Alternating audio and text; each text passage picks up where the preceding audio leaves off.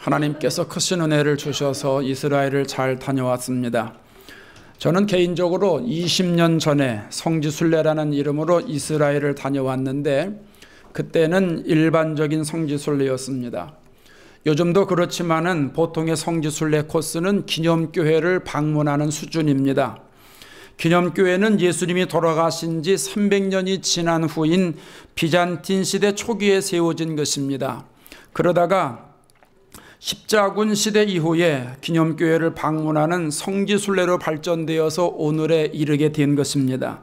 그러니까 기념교회는 성경의 실제 장소와는 상관없는 위치에 세워진 곳이 많이 있습니다. 역사적인 자료와 객관적인 증거를 가지고 세우지 않았기 때문이지요. 예를 들어서 오병이어 교회가 있는데 사복음서에 다 나오죠. 떡 5개와 물고기 2마리를 가지고 5,000명을 먹인 것을 기념해서 세운 교회입니다. 그래서 오병이어 교회라고 말합니다. 예수님이 오병이어를 베푸신 지역은 누가복음 9장에 가면 벳세다인데 오병이어 교회는 전혀 다른 곳에 세워져 있습니다.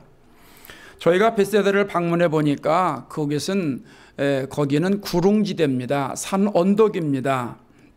그곳에서 찬송하고 기도하고 말씀을 묵상하고 했는데 오병이어 교회는 그곳에 없습니다. 엉뚱한데 다른 곳에 있다는 얘기입니다. 대부분의 기념교회가 이런 식으로 세워졌습니다. 이번 성경 현장 학습은 고고학적으로 증명된 성경의 배경 현장에 직접 들어가서 성경을 읽고 기도하면서 배우는 아주 귀하고 복된 시간이었습니다. 창세기 12장에 나오는 아브라함의 부르심으로부터 여호수아, 사사기, 룻기, 사무엘 상하, 열왕기 상하, 역대 상하, 에스라, 느헤미야에 이르기까지 하나님이 역사하신 현장과 예수님이 활동하시던 사복음서의 현장을 직접 눈으로 보면서 배우는 아주 귀한 시간이었습니다. 성경의 사건이 일어난 당시와의 모습이 지금과는 많이 다르겠지요. 그래서 많이 변화되었기 때문에 때로는 30분, 1시간씩을 걸어야 됐습니다. 하루에 보통 10,000보 이상을 걸은 것 같습니다. 저희 안내하시는 목사님이 그 허리에 이거 만복인가요? 걸을 때마다 찰칵찰칵 올라가는 걸 차고 계신데 보니까 10,000보 이상 나오더라고요. 그래서 고단한 일정이었습니다. 다녀와서도 며칠 동안은 제가 좀 피곤이 풀리지 않아서 어제까지만 해도 해롱해롱 했습니다. 시간만 되면 자고 싶고 자꾸 눈이 감기고 그랬는데 그럼에도 성경을 바로 인식하고 해석할 수 있어서 너무나 좋은 시간이었습니다. 앞으로 성경을 이해하고 설교하는데 많은 도움이 되리라 생각을 합니다. 이번 성경 현장 학습의 큰 기쁨은 하나님이 역사하신 성경의 현장에서 성경을 읽으면서 기도하면서 묵상하면서 받는 은혜였다는 겁니다. 그 기쁨은 성경의 사건 배경을 모르고 여기에서 글로만 그냥 읽는 그런 것과는 전혀 다른 기쁨이었다는 겁니다. 아브라함이 사랑하는 아들 이삭을 번제로 드리는 장면이 창세기 22장에 나오는데 아브라함이 하나님의 말씀을 듣고 순종합니다. 3일길을 걸어가지요. 보통 사람이 걸면 이틀이면 가는데 아브라함이 고뇌에 찬던 것 같습니다. 그래서 3일을 걸어갑니다. 모리아 땅으로 가지요. 창세기 22장 5절에 가면 이에 아브라함이 종들에게 이르되 너희는 나귀와 함께 여기서 기다리라. 여기서 기다리라. 내가 아이와 함께 저기 가서 예배하고 우리가 너희에게로 돌아오리라. 이런 말씀을 하는데 아브라함이 종에게 말한 그 장소, 여기서 기다리라 하는 그 장소에 가서 이 본문의 말씀을 읽고 묵상하는데 얼마나 은혜가 되는지 모릅니다. 이스라엘 백성들이 하나님이 약속하신 가나안 땅에 들어갈 때 여리고를 통과해야만 했지요. 여리고는 지정학적으로 굉장히 중요한 위치에 있었기 때문에 성을 견고하게 쌓았습니다. 바깥에 외성을 쌓고 안에 내성을 쌓았습니다.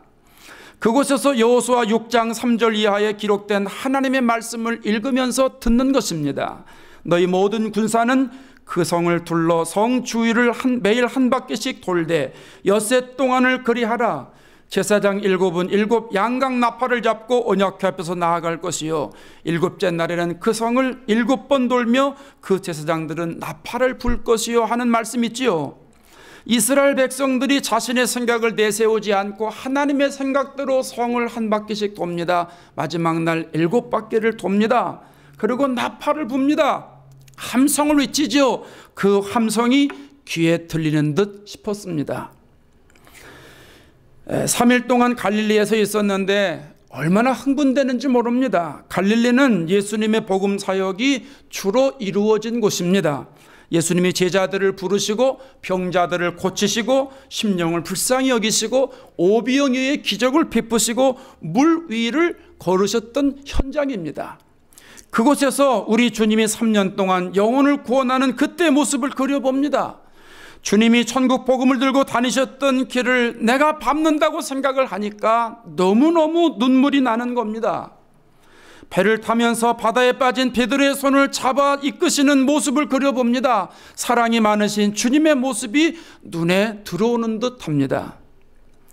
솔로몬이 1000번제를 드렸던 기본 산당, 한나가 아들을 달라고 울부짖으며 기도했던 실로, 엘리야가 바알의 선지자와 싸웠던 그 갈멜산, 예수님이 십자가를 앞에 두고 밤새도록 기도하셨던 겟세마네 동산, 바울이 체포되어서 걸어갔던 그 아벡의 길, 사도행전 23장 31절에는 안디바들이라고 나오는데 그게 요즘 지명으로 아벡입니다. 2000년 전에 그 닦은 길을 바울의 심정을 가지고 한번 걸어봤습니다. 다윗과 골리앗이 싸웠던 엘라 골짜기, 삼손의 활동적인 소렉 골짜기 등을 찾아가면서 관련된 성경을 읽고 묵상하면서 하나님과 가까워지는 너무나 은혜로운 시간이었습니다. 이번 성경 현장 학습에서 최고의 은혜는 십자가의 길이었습니다. 라틴어로 비아 돌로로사라고 말하지요. 순환의 길, 고난의 길이라고 하는 뜻으로 예수님께서 본디오 빌라도에게 사형 판결을 받으시고 십자가를 지고 골고다로 가신 그 길을 말하는 겁니다. 십자가의 길이 거의 한 800m 정도 되는데 오르막길입니다. 현재 이 길은 아랍 사람들이 다 상권을 유지하고 있어서 이 시장 골목과 같은 그런 길입니다. 매우 소란스러워서 너무 안타까웠습니다. 십자가의 길을 올라갈 때에는 십자가 찬송을 부르고 올라가는데 얼마나 눈물이 나는지 모릅니다. 주님이 나의 죄를 용서하시기 위해서 십자가를 지시고 이 길을 걸어가셨지, 군중들에게 실형을 당하고 로마의 군병의 채찍을 받으면서 이 길을 가셨다고 하는 그림을 그리니까 얼마나 눈물이 쏟아지는지 함께 참여했던 목사님들과 사모님들이 같이 울면서 걸었습니다. 예수님의 무덤 앞에서 찬송을 부르고 기도했지요. 내려올 때는 부활 찬송을 심차게 부르면서 내려왔습니다. 십자가의 길을 순례할 때 하나님의 은혜가 얼마나 강렬하게 임했는지 모릅니다. 성경 현장 학습의 최고의 시간이었습니다. 제가 이번에 갔다 오면서 느낀 거는 나중에 우리 성도들도 기회를 좀 만들어 가지고 이 현장 학습에 참여해서 성경의 땅에서 하나님 주신 은혜를 좀 직접 누리면 참 좋겠다, 이런 생각을 했습니다. 많이 들지도 않아요. 3,000불이면 실컷 갔다 와요. 한국에 3번 갔다 오는 거 그거 모아가지고 이스라엘 성지 가서 현장 학습하면은 이게 더 좋지 않겠나, 그런 생각하는데 1부 예배 끝나고 말씀을 드렸더니 어떤 교인들이 목사님 우리 그거 기회 모아가지고 2년 뒤에 가면 안 돼요 그러더라고요. 예, 가면 좋겠어요. 저는 개인적으로 이번 성경 현장 학습을 통해서 하나님께서 왜 이스라엘 백성들에게 역사하셨는지 정확하게 알게 됐습니다. 저는요, 이제까지 신앙생활하면서 하나님이 왜 이스라엘 백성들을 선택하셨나, 여기에 대한 궁금증이 있었어요. 여러분은 그런 생각하지 않으셨어요? 이왕이면 우리나라를 좀 택해 주시든지 아니면 이웃 나라를 택해 주시든지 왜 굳이 이스라엘 백성들을 택해 주셨을까, 이런 궁금증이 있었어요. 나중에 천국 가면 하나님께 꼭 물어보려고 그랬어요. 물론 하나님께서 이스라엘 백성들을 택하신 것은 전적인 하나님의 섭리지요, 하나님의 주권입니다. 그들이 특별하게 탁월한 사람이기 때문에 택하신 것이 아니지요. 전적인 하나님의 은혜지요, 하나님의 섭리예요, 하나님의 주권이지요. 그러나 이번 성경 현장 학습을 통해서 하나님이 왜 이스라엘 백성들을 택하셨는지 알게 됐어요. 그것은 이스라엘 백성들을 통해서 모든 백성들에게 하나님을 알게 하시기 위해서입니다. 하나님을 하나님으로 가르치기 위해서, 하나님이 정말 진짜 신이다, 하나님이 천지를 지으신 분이고 하나님이 구원하시는 분이라는 사실을 깨닫게 하시기 위해서 이스라엘 백성들을 택하셨다는 사실을 제가 알았습니다. 아담과 하와가 범죄한 이후에 하나님은 인간을 에덴 동산에서 쫓아내시지요. 그래서 하나님과 멀어집니다. 하나님은 사람들의 죄악이 세상에 가득함과 사람들의 생각하는 모든 계획이 항상 악한 것을 아시고 사람 지으셨음을 한탄하셨다고 그랬어요. 그래서 하나님이 창조한 모든 것을 다 지면에서 쓸어버릴 계획을 가지고 계십니다. 결국은 40일 동안 홍수로 인해서 노아의 8식구 이외에는 세상의 모든 사람들이 다 죽고 멸망합니다. 노아 홍수 후에 노아의 가정은 하나님을 예배하면서 하나님과 가까이 지냅니다. 그런데 시간이 흘러가면서 세대가 지나가면서 후대 사람들이 하나님을 떠나게 됩니다. 죄로 물들게 됩니다. 하나님을 부인하게 됩니다. 하나님을 모른 채 살아가게 됩니다. 창세기 11장 4절에 가면 또 말하되 자 성읍과 탑을 건설하여 그 탑 꼭대기에 하늘을 닿게 하여 우리 이름을 내고 온 지면에 흩어짐을 면하게 하자, 이런 말을 합니다. 사람들의 교만이 하늘을 찌른 거예요. 하나님을 대항하는 삶을 그들이 살았다는 얘기입니다. 이 모습을 하나님이 보시고 내려오셔서 그들의 언어를 혼잡게 하셨어요. 그래서 그들을 다 흩어버리셨어요. 그 이후에 사람들은 하나님과의 거리가 멀어져서 하나님을 알지 못합니다. 창조주 하나님을 모릅니다. 그리고 우상을 하나님으로 섬기기는 우를 범하게 됩니다. 시대가 흐르면서 사람들은 또 완악해지지요. 하나님을 찾으려고 하지도 않습니다. 하나님을 모른 채 살아갑니다. 사랑의 성품을 가지신 하나님이 그런 인간들을 보시고 불쌍히 여기신 거예요. 결국은 하나님이 아브라함을 부르셔서 언약을 맺어주시고 하나님의 구원 계획을 이루어 나가셨습니다. 하나님은 하나님을 모르고 살아가는 백성들에게 하나님을 알려주시기 위해서, 하나님이 정말 하나님이라는 것을 가르쳐 주시기 위해서, 하나님이 구세주이시고 하나님이 창조주이시고 하나님이 섭리자이시라는 사실을 백성들에게 알려주시기 위해서 이스라엘 백성들을 선택하셨다고 하는 사실입니다. 제가 이스라엘에 가서 지정학적인 위치나 지형이나 기후동을 보니까 그 이스라엘 땅은 하나님이 아주 단시일 내에 하나님을 가르치기에 최고의 최적의 여건을 가지고 있었어요. 이스라엘의 경계는 사무엘하 3장 10절에 있는 말씀처럼 저 북쪽의 단에서부터 남쪽의 부엘세베까지입니다. 이스라엘의 경계는 남북으로 240km고 동서로 75km입니다. 150마일, 47마일 됩니다. 교회에서 릭타우까지가 200마일입니다. 또 교회에서 저 세노세까지가 45마일입니다. 그러니까 한 나라의 영토가 어느 정도 된다는 것 여러분 감이 오시죠? 길게는 남북으로는 릭타우보다도 작고 동서로는 여기서 세노세밖에는 안 되는 거리입니다. 그런데 동쪽은 아라비아 사막이고 서쪽은 지중해 바다입니다. 남쪽은 네게브 사막이고 북쪽은 레바논 산지입니다. 가장 높은 산지는 해발이 2815m인데 가장 낮은 곳은 사해바다입니다. 마이너스 414m입니다. 415m인가? 415m인가 그렇습니다. 갈리오스는 마이너스 212m입니다. 예루살렘에서 사해바다까지의 거리가 가까워요. 12마일이에요. 그런데 고도가 1200m 납니다. 1200m. 교회에서 밀브레까지 우리 집까지가 12마일인데요. 여러분 12마일인데 공항에서부터 우리 교회까지가 12마일 정도밖에 안 되는데, 아니 이 고도가 1200m라면 1km 200m라면 쉽게 이해가 되시겠어요? 지형이 어느 정도인지, 얼마나 계곡이고 얼마나 험한지 여러분 이해가 되시죠? 감이 잡혀지시죠? 이거 좀 이해하시라고 이 말씀 드리는 거예요. 고고학 시간 아니고 지리학 시간 아닌데 그걸 이게 이해가 돼야 하나님이 왜 이스라엘 백성들을 불렀는지를 이해가 되신단 말입니다. 남쪽의 강우량이 30mm인데 북쪽의 강우량은 1300에서 1600mm입니다. 1월 달에 북쪽에서는 스키를 탈 수 있는데 남쪽에서는 수영을 할 수 있습니다.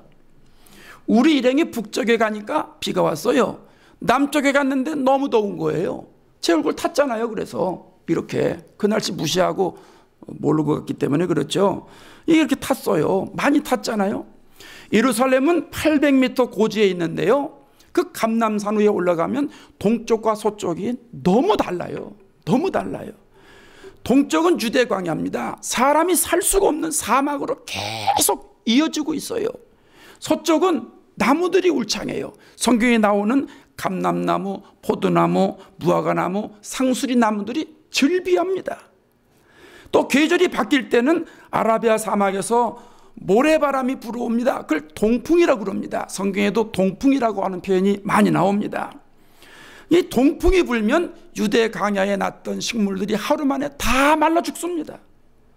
동풍이 부는 날 황혼이 깃들 무렵에 멀리서 예루살렘을 이렇게 바라보면은 황사 현상으로 인해서 모든 집들이 황금으로 지어진 듯한 착각을 불러일으킵니다. 그래서 예루살렘을 가리켜서 황금의 도시라고 불렀던 겁니다. 세계 어느 나라를 가도 조그만 나라에서 이런 지형을 가진 나라, 이런 기후를 가진 나라는 아마 없는 것 같아요. 또 이스라엘은 주변 국가의 관계도 복잡해요. 열악한 환경을 가지고 있는 나라임에도 불구하고 역사의 중심에 늘 있었어요. 그 이유는 유럽과 아시아와 아프리카가 거기서 만나요. 그래서 고대 문명이 그 이스라엘로 지나갔기 때문에 늘 강대국들의 침략이 계속 있었어요. 로마의 침략, 비잔틴의 맘룩, 또 십자군, 무슬림, 터키, 영국까지 이 제국주의 세력들이 자국의 영토를 확장하기 위해서 팔레스타인을 계속 지배합니다. 지금도 가보니까요, 해변에 수천 년 된 길이 있어요. 왕들이 다녔던 왕의 대로가 그대로 있어요. 제가 이제 곧 복잡하게 말씀을 드린 것 같은데 성경의 땅은 작아요. 그런데 매우 다양합니다. 기후나 토양이나 나무가 그렇게 다양할 수가 없어요. 비옥한 토지도 있고요, 험한 산악지대도 있고요, 광야도 있어요. 예루살렘에는 비가 와도 12마일 떨어져 있는 여리고에는 비가 안 와요. 거긴 비 한 방울 오질 않아요. 그냥 사막입니다. 자, 여러분, 나라가 이런 상황입니다. 이런 상황에서 하나님의 도움 없이 살아갈 수 있을까요? 가나안 땅의 면적이 작지만 기후나 지형 등이 다양하고 지정학적으로 중요한 위치에 있는데, 강대국들의 전쟁이 필수적으로 있는데 자신들의 힘과 능력으로 나라를 지켜나갈 수가 있을까요? 어림없는 짓이지요. 하나님은 이렇게 불리하고 좋지 않은 환경을 가지고 있는 이스라엘 백성들에게 하나님을 가르치시기 위해서, 그런 환경에 있기 때문에 하나님을 가장 빨리 배울 수 있다고 생각하셨기 때문에 그들을 부르신 겁니다. 신앙적인 관점에서 가나안 땅은 하나님의 백성들을 훈련시켜서 하나님을 배우게 하고 하나님을 알게 하는 특별한 장소였다는 겁니다. 오늘 본문에도 보십시오. 하나님은 모세를 통해서 출애굽 2세들에게 40년 동안 광야 생활을 왜 했으며 하나님이 그 조상들에게 어떻게 역사하셨는지를 설명하게 됩니다. 모세는 40년 동안 광야 생활을 걷게 하신 분은 하나님이라고 말합니다. 오늘 2절에 보십시오. 네 하나님 여호와께서, 네 하나님 여호와께서 이 40년 동안에 내게 광야길을 걷게 하신 것을 기억하라. 하나님께서 이스라엘 백성에게 하나님을 가르쳐서 하나님을 알게 하시기 위해서 광야 생활을 만드셨다는 겁니다. 여러분, 하나님이 왜 백성들에게 광야의 길을 걷게 하셨을까요? 2절 중간부터 나오지요. 이는 너를 낮추시며, 영어 성경에는 험블이라고 나옵니다. 겸손하게 만드시기 위해서, 백성들을 겸손하게 만드시기 위해서 광야로 보내셨다는 거지요. 3절에도 같은 말씀이 나옵니다. 너를 낮추시며, 16절에도 동일한 말씀이 나옵니다. 너를 낮추시며. 하나님은 백성들이 겸손하기를 원하셨어요. 애굽에서 나온 것도 하나님이 도우셨다고 하는 생각을 갖게 하셨고 40년 동안 광야 생활도 하나님의 인도하심을 고백하는 믿음을 갖기를 원하셨던 겁니다. 언제나 겸손해서 하나님을 앞세우고 하나님을 기억하면서 살기를 원하셨다는 거예요. 나의 나된 것은 주의 은혜라. 내가 지금까지 왔던 것은 모두가 다 하나님의 은혜라고 고백하기를 원하셨다는 말씀이에요. 하나님은 은혜를 받은 백성들이 교만해지는 것 염려하셨지요. 신명기 8장 14절에 내 마음이 교만하여 네 하나님 여호와를 잊어버릴까 염려하노라 말씀하십니다. 하나님은요, 우리의 생활이 넉넉하고 풍요로워질 때, 형통하고 잘 될 때 우리의 마음이 교만해져서 하나님을 잊어버리는 걸 염려하셨어요. 그래서 겸손하게 만드시기 위해서 광야의 길을 걷게 하신 것입니다. 두 번째로 광야의 길을 걷게 하신 이유는 하나님의 말씀을 지키는 사람으로 만드시기 위해서입니다. 2절 중간을 보십시오. 2절 중간, 이는 너를 낮추시며 너를 시험하사 내 마음이 어떠한지 그 명령을 지키는지 지키지 않는지 알려 하심이라. 이스라엘 백성들이 홍해를 건넌 후에 시내산에서 10가지 계명을 받지요. 10계명이라고 그래요. 그 이후에 613가지의 계명을 받습니다. 하나님은 백성들이 하나님의 말씀대로 살기를 원하셨다는 거예요. 구원받은 하나님의 백성들이 하나님의 말씀을 듣는 것으로 끝나기를 원하지 않으셨어요. 암송하고 성경을 공부하는 것으로 만족하지 않으셨어요. 말씀대로 살기를 원하셨어요. 하나님의 말씀에 절대 권위를 두고 말씀대로 사는 것이 손해가 난다고 해도 하나님의 백성이기 때문에 하나님의 말씀대로 살기를 원하셨다는 거예요. 베드로처럼 말씀에 의지해서 그물을 내리다 하는 신앙 고백을 가지고 살기를 원하셨다는 거예요. 여러분 보세요. 광야는 삭막하고 메마른 곳이에요. 농사를 지을 수가 없어요. 어디로 가야 될지, 어떻게 해야 될지 모릅니다. 내 생각이 전혀 먹히지 않는 곳이 광야예요. 한 치 앞을 내다볼 수 없는 곳이 광야예요. 광야는요, 오직 하나님의 말씀에 의지해서만 갈 수밖에 없습니다. 하나님이 시키는 대로만 할 수밖에 없는 것이 광야예요. 내가 가고 싶다고 가고 내가 가기 싫다고 안 가고 그것이 아니에요. 하나님이 구름 기둥으로 막 움직이셔서 가자 그러면 가야 되고요. 하나님이 오늘은 여기서 쉬어라 구름 기둥이 멈추면 그냥 있어야 돼요. 하나님이 이것을 가르치시기 위해서 광야로 백성들을 이끄신 것입니다. 광야의 길을 걷게 하신 세 번째 이유는 하나님의 은혜로 살아야 한다는 것을 가르치시기 위해서입니다. 여러분 3절을 보십시오. 3절, 너를 낮추시며 너를 줄이게 하시며 또 너로 알지 못하며 네 조상들도 알지 못하던 만나를 내게 먹이신 것은 사람이 떡으로만 사는 것이 아니요 여호와의 입에서 나오는 모든 말씀으로 사는 줄을 내가 알게 하려 하심이니라. 여러분 아시는 것처럼 이스라엘 백성들이 광야 생활할 때 마실 물이 없었지요. 하나님이 반석을 깨셔서 물을 내셨어요. 먹을 것이 없었죠. 근데 하나님이 만나와 메추라기를 내려주셨어요. 정말 마술과도 같았어요. 자고 일어나면 생기는 거예요. 자고 일어나면 생겨요. 만나는 꿀 섞은 과자 같다고 그랬어요. 메추라기는 고기예요. 아침 저녁으로 하나님께서 때만 되면 계속 내려주신 거예요. 그뿐이 아닙니다. 4절에 가면 40년 동안 의복이 헤어지지 않았고 발이 부르지 않았다고 그랬어요. 신기한 일이죠. 어떠한 재질 옷을 만들었길래 40년을 입어도 헤어지질 않나요? 그들이 이집트에서 노예 생활에다가 탈출했기 때문에 옷감 좋지 않았을 텐데 오늘날의 옷감하고 비교할 수 없이 아주 시원찮았을 텐데 40년을 입어도 헤어지지 않는 거예요. 40년을 입어도 헤어지질 않아요. 40년 동안 발이 부르트지 않았다고 그랬어요.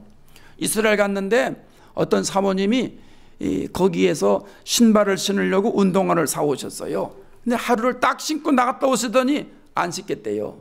발이 부르터가지고 못 신는다는 거예요. 이스라엘 백성들이 신은 신발이 나이키 신발인지 조던 신발인지는 모르겠는데 아니 40년 동안 신었다고 그러니 이게 기적 중에 기적 아니겠어요? 누가 하신 일입니까? 하나님이 하신 겁니다. 하나님이 하셨어요. 이스라엘 백성들의 40년 광야 생활은 전적으로 하나님의 은혜였어요. 하나님의 은혜였어요. 여러분, 하나님은 백성들에게 하나님을 알게 하시기 위해서, 하나님을 가르치시기 위해서 애굽의 종살이에서 구원해 주신 것이고 40년 동안 광야 생활을 하게 만드신 것입니다. 그러니까 광야는 하나님을 배우고 하나님과 가까이 하고 하나님을 익히는 최고의 믿음의 학교였다는 사실입니다. 오늘 말씀을 통해서 소중하게 깨닫는 진리가 있어요. 우리의 삶에도 하나님을 가르치시기 위해서 광야의 길이 있다는 사실입니다. 이스라엘 백성들이 40년간 광야를 지나면서 고생과 시련을 겪었듯이 우리의 삶에도 시련과 연단의 기간이 있다는 것입니다. 젖과 꿀이 흐르는 약속의 땅이 있듯이 우리의 삶에도 하나님이 주시는 은혜와 평강의 축복의 나날이 있다는 것입니다. 하나님은요, 내가 처한 환경과 여건을 통해서 나를 가르치기를 원하세요. 내가 알고 있는 하나님의 지식보다도 더 많은 것을 가르치기를 원하세요. 내가 알고 있는 하나님, 내가 경험하고 있는 하나님보다 더 많은 하나님을, 하나님에 대해서 알기를 원하세요. 그래서 우리들에게 다양한 모습으로 광야의 길을 내어주시는 거예요. 우리 교인들을 봐도 각자에게 광야의 길이 있지요. 어떤 사람에게는 건강이 안 좋은 광야의 길이 있습니다. 어떤 사람에게는 하는 일이 잘 풀리지 않는 광야의 길이 있습니다. 어떤 사람에게는 좋지 않은 환경에서 살아가는 광야의 길이 있습니다. 어떤 사람은 여건이 좋지 않는 그런 광야의 길이 있습니다. 어떤 사람은 자녀로 인해서 힘들어하는 광야의 길이 있습니다. 하나님은 광야 생활을 통해서 우리의 자세를 낮추게 하시고 겸손하게 만드십니다. 하나님의 말씀에 순종하여 지키는 사람으로 만드십니다. 하나님의 은혜로 살아가는 사람으로 만드십니다. 때로는 하나님이 나에게 이끌어 주시는 그 광야의 길이, 광야의 생활이 내 생각으로 이해되지 않을 때가 있지만 하나님은 여전히 우리를 광야로 내모르십니다. 나에게 광야의 삶이 필요하기 때문에 광야를 통해서 하나님을 가르치시고 하나님을 배우도록 우리들에게 훈련을 시켜주십니다. 우리가 광야에서 하나님을 만나기를 원하시고 광야에서 하나님의 음성 듣기를 원하시고 광야에서 하나님의 인도받기를 원하시고 광야에서 하나님과 가까워지기를 원하신다는 사실입니다. 이제 우리가 해야 할 일은 하나입니다. 6절을 보십시오. 네 하나님 여호와의 명령을 지켜 그의 길을 따라가며 그를 경외할지니라. 우리가 광야 생활에서 감당해야 할 것은 하나님의 명령을 지키는 것입니다. 불평불만하는 것이 아닙니다.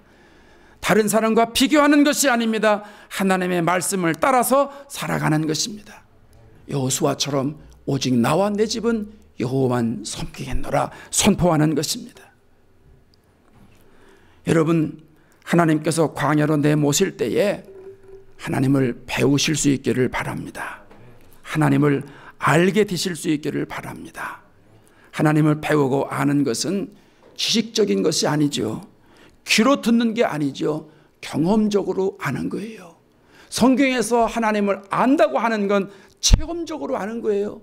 인격적으로 주님을 만나서 내 마음이 뜨거워지고 하나님과 만나는 그 놀라운 능력을 경험하는 것, 그것을 성경에서는 하나님을 안다고 표현하는 것입니다. 때로는 광야의 길이 힘들 수도 있습니다. 어려울 수도 있습니다. 고통 가운데 있을 수도 있습니다. 마실 물이 없을 때도 있습니다. 먹을 음식이 없을 때도 있습니다. 그럴 때에 하나님의 음성을 들으십시오. 하나님의 말씀에 귀를 기울이십시오. 하나님께서 내 길을 인도하신다는 사실을 깨닫고 내 계산이 아닌 하나님의 계산을 의지하고 하나님의 방법으로 따라가시며 살아가실 수 있기를 바랍니다. 하나님 말씀 붙잡으시면 하나님을 인격적으로 만나게 됩니다. 하나님 주시는 뜨거운 마음을 소유하게 됩니다. 하나님을 깊이 알게 됩니다. 하나님이 나를 향하신 뜻을 깨닫게 됩니다. 결국은 하나님의 예비하신 복과 은혜를 마음껏 누리게 됩니다. 젖과 꿀이 흐르는 가나안 땅의 축복을 이 땅에서 우리가 누리며 살아가게 된다는 사실입니다. 광야에서 하나님을 배우는 기회를 잘 활용하셔서 하나님이 저와 여러분에게 예비하신 큰 복과 은혜를 마음껏 누리게 되시기를 주의 이름으로 축원합니다. 기도하겠습니다.